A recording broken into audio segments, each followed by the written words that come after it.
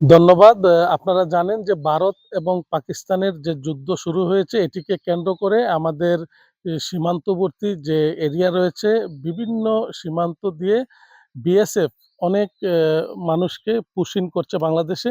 এরই ধারাবাহিকতায় বিগত কয়েকদিন থেকে আমরা দেখেছি যে বিয়ানীবাজার ৫২ বিজিবির যে সীমান্ত এরিয়া রয়েছে ১১৩.৫ কিলোমিটার সেই বিভিন্ন এরিয়া দিয়ে বিএসএফ ইতিমধ্যে ৫৯ জন লোককে পুশিং করেছেন। এর মধ্যে থানা পুলিশের মাধ্যমে বিজিবি ৪৪ জনকে তাদের পরিবারের কাছে হস্তান্তর করেছে এবং বাকি যে ১৫ জন রয়েছে তাদের পরিচয় শনাক্তপূর্বক তাদেরকেও হস্তান্তর করা হবে।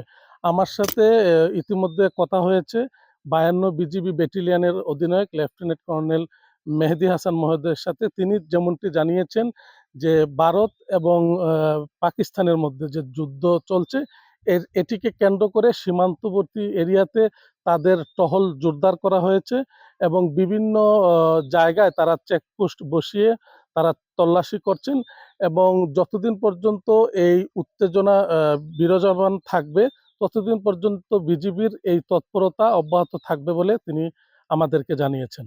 এই ছিল সীমান্তে পুশিং নিয়ে সর্বশেষ তথ্য।